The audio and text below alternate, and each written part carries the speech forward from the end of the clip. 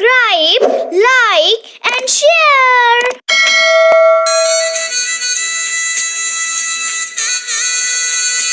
Language study, transitive verb and intransitive verb. Hello students, welcome to online classes. In the last video, we already learned about the subject, object and verb. And now in this video, we are going to learn about the transitive verb and the intransitive verb. Okay? विद्यार्थी मित्रांनो, शेजारी दिलेली वाक्य तुम्ही वाचलीत तर तुमच्या लक्षात येईल. पहिलं वाक्य शी आन्सर्स आणि दुसरं वाक्य शी आन्सर्स ऑल द क्वेश्चन्स. पहिल्या वाक्यामध्ये शी आन्सर्स यात शी हे सब्जेक्ट आहे तर आन्सर्स हा वर्ब आहे.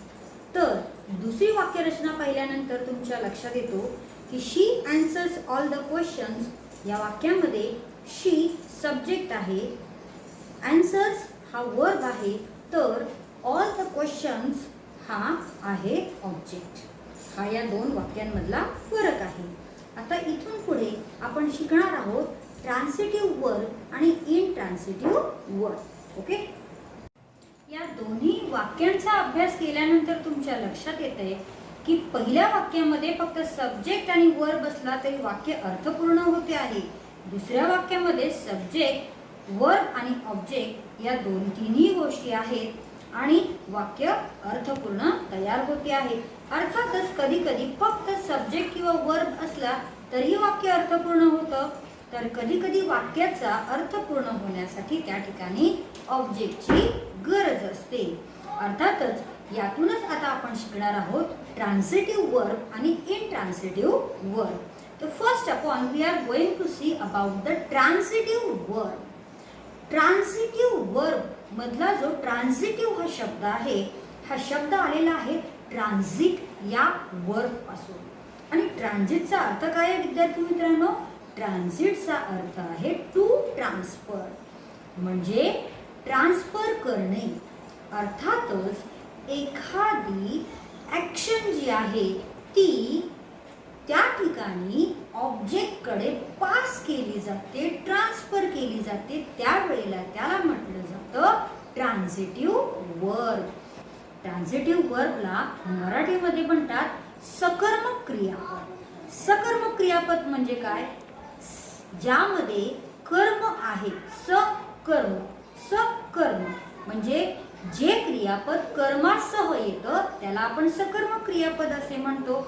अर्थातच या ठिकाणी वाक्याचा अर्थ पूर्ण होण्यासाठी कर्माची गरज भासते, म्हणून याला सकर्मक क्रियापद म्हणतो. So it is called as the transitive verb, the verb that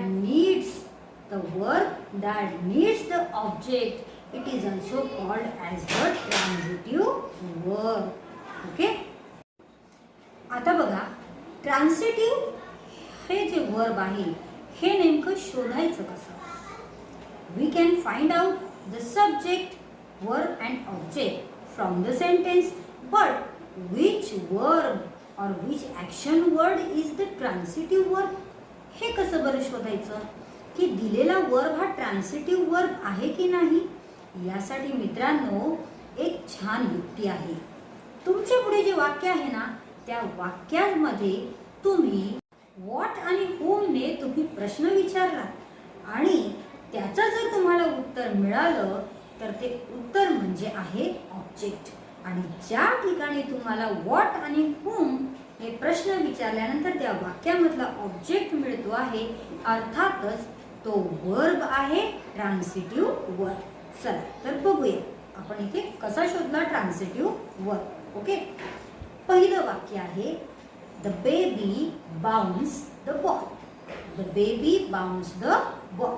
यामध्ये द बेबी सब्जेक्ट, बाउन्स हा आहे वर्ब आणि द बॉल हा आहे ऑब्जेक्ट. या ठिकाणी बाउन्स करण्याची जी क्रिया आहे, ही बाउन्स करण्याची क्रिया कोणी केली तर बेबीने केली. आता बेबीने बाउन्स करण्याची क्रिया केली, पण बाउन्स काय केलं?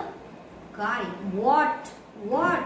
व्हॉटने प्रश्न विचारल्यावर उत्तर मिळते द बॉल. अर्थातच आपल्याला व्हॉटचं उत्तर मिळालं आहे. द बॉल हा आहे ऑब्जेक्ट आणि या ठिकाणी असलेला बाउन्स हा काय आहे, अर्थातच हा आहे ट्रान्सिटिव्ह वर्ब. आले लक्षात. दुसरं वाक्य बघा, I filled the bucket. I filled the bucket यामधला द बकेट हा जो ऑब्जेक्ट आहे हा कसा मिळतोय आपल्याला, कसा सापडतोय बघा. I filled the bucket. What I filled the bucket. व्हॉटने प्रश्न विचारल्यानंतर द बकेट हे उत्तर मिळालं आणि म्हणून इथे फील्ड हा आहे ट्रान्सिटिव्ह वर्ब. तिसरं एक वाक्य बघा, the dog at all biscuits. The dog at all biscuits या ठिकाणी सुद्धा व्हॉटने प्रश्न विचारल्यावरती आपल्याला ऑल बिस्किट्स हे आन्सर मिळतंय. अर्थातच या ठिकाणी सुद्धा आलेला आहे एट हा शब्द ट्रान्सिटिव्ह वर्ब.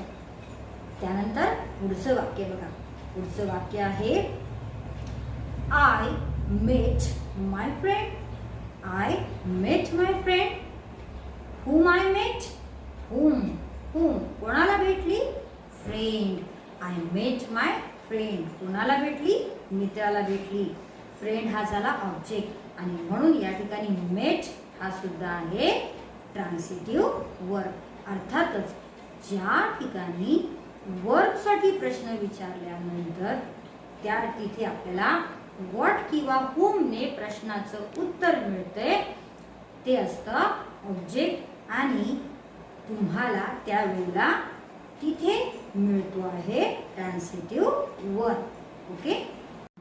तर विद्यार्थी मित्रांनो, आता आपण बघूया दुसरा प्रकार, इंट्रान्सिटिव्ह वर्ब. इंट्रान्सिटिव्ह वर्ब तुम्ही जर शब्द पाहिला तर यामधला इन, ट्रान्सिटिव्हला इन जोडलाय. In means not.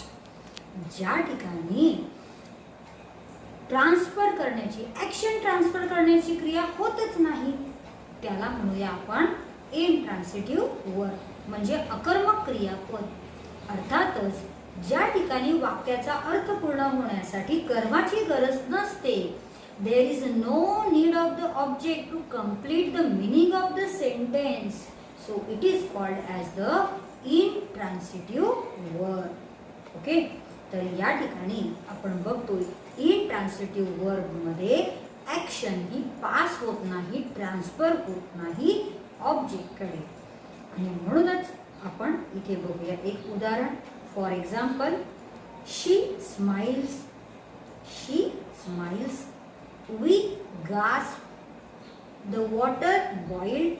ही तीनही वाक्य तुम्ही बघितलं तर तुमच्या काय लक्षात येतं, या ठिकाणी फक्त सब्जेक्ट आहे आणि वर्ब आहे, पण बॉईल होण्याची क्रिया कुठे ट्रान्सफर होते आहे, नाही. ऑब्जेक्ट पुढे दिलेलाच नाहीये. म्हणूनच या ठिकाणी ही तीनही वाक्यांमधले असणारे जे वर्ब आहे ते आहेत इंट्रान्सिटिव्ह वर्ब. आलं लक्षात.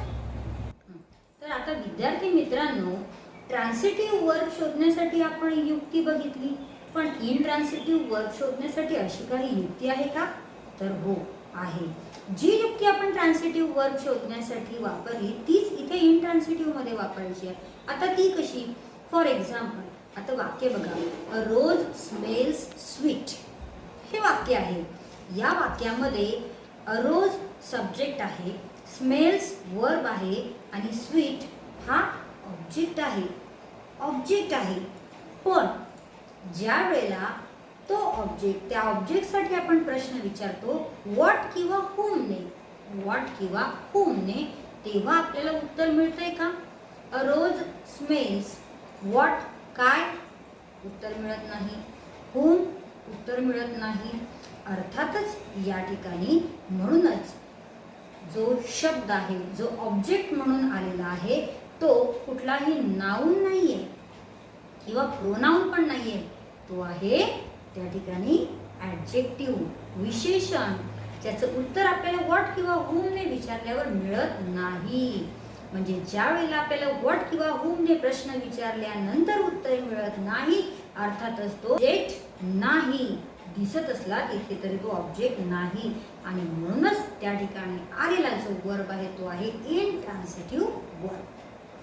दुसरं वाक्य बघा, शी लाफ लाऊडली. शी लाफ्ड लाऊडली. यामधला लाऊडली हा जो शब्द आहे तो आहे adverb. It is not the noun, it is not the pronoun, so it is not the object. Get it? म्हणूनच या ठिकाणी लाफ ही जी क्रिया आहे त्याच्यासाठी प्रश्न विचारल्यानंतर आपल्याला व्हॉटने हुमने प्रश्न विचारल्यावर आपल्याला उत्तर मिळत नाही, so it is not the object. आणि म्हणून इथे असणारं लाफ हे क्रियापद आहे इंट्रान्सिटिव्ह वर्ब. आलं लक्षात? So students, we learn about the transitive verb and intransitive verb. Here also we learn how to find out the transitive verb and intransitive verb. But sometimes some verbs are transitive and also sometimes it will be intransitive. म्हणजे काही वेळेला verb हे ट्रान्झिटिव्हही असू शकतात आणि इंट्रान्झिटिव्हही असू शकतात. आता हे कसं? अर्थातच it is depend on the situation. त्या सिच्युएशनवरती हे सगळं अवलंबून असतं की आलेला वर्ब, वाक्यामधला वर्ब हा ट्रान्झिटिव्ह आहे की इंट्रान्झिटिव्ह आहे. For that we can see some examples. The first example, Ram speaks happily. Ram speaks happily. And the second example, Ram speaks the truth. ही दोन्ही वाक्य जेव्हा तुम्ही बघाल तेव्हा तुमच्या लक्षात येईल की पहिल्या वाक्यामध्ये स्पीक्स आहे, दुसऱ्या वाक्यातही स्पीक्स आहे, पण पहिल्या वाक्यामधला जो स्पीक्स आहे तो इंट्रान्झिटिव्ह वर्ब आहे आणि दुसऱ्या वाक्यामधला जो स्पीक्स आहे तो आहे ट्रान्झिटिव्ह वर्ब. आता हे कसं? अर्थातच ज्या वेळेला व्हॉट आणि हुमने प्रश्न विचारल्यावरती आपण उत्तर शोधतो तेव्हा आपल्या लक्षात येतं की in the first sentence Ram speaks happily. Here happily it is the adverb, it is not the object. हा ऑब्जेक्ट नाही आहे आणि म्हणून पहिल्या वाक्यातला स्पीक्स आहे intransitive verb. In the second sentence Ram speaks the truth. Ram speaks the truth. What? Ram speaks the truth. म्हणजे object म्हणून आपल्याला द ट्रूथ हे उत्तर मिळते आहे व्हॉटने प्रश्न विचारल्यावर, so it is a transitive verb. आता दुसरे एक वाक्य बघूया. The bell rang. The bell rang. त्यानंतर एक वाक्य आहे the peon rang the bell. The peon rang the bell. या दोनही वाक्यामध्ये सुद्धा आपल्या लक्षात येईल की पहिल्यांदा आलेला जो वर्ब आहे तो आहे इंट्रान्सिटिव्ह आणि सेकंड टाइम आलेला वर्ब सारखाच असला तरी तो आहे ट्रान्सिटिव्ह वर्ब. आले लक्षात? आता आणखी एक महत्त्वाची गोष्ट लक्षात घ्या विद्यार्थी मित्रांनो. मी तुम्हाला एक उदाहरण सांगते आहे. He is playing football. दुसरं वाक्य आहे he is playing on the ground. He is playing. हे तीनही वाक्य जेव्हा तुम्ही बघता तेव्हा तुम्हाला इथे ट्रान्सिटिव्ह वर्ब, इंट्रान्सिटिव्ह वर्ब मिळतो प्लेइंग. आणि या ठिकाणी एक गोष्ट लक्षात घ्यायची आहे की ट्रान्सिटिव्ह किंवा इंट्रान्सिटिव्ह वर्ब हा नेहमी मेन वर्ब असतो. इज जो इथे आलेला आहे हा इज आपण ट्रान्सिटिव्ह वर्ब किंवा इंट्रान्सिटिव्ह वर्ब म्हणून घेऊ शकत नाही. तेव्हा नेहमीसाठी लक्षात ठेवा की ट्रान्सिटिव्ह verb and intransitive verb is always only and only main verb. Main वर्बच त्या ठिकाणी ट्रान्सिटिव्ह वर्ब किंवा इंट्रान्सिटिव्ह वर्ब हा असतो. आले लक्षात? तर विद्यार्थी मित्रांनो, सरावासाठी आणखी काही वाक्य आपण पाहूया.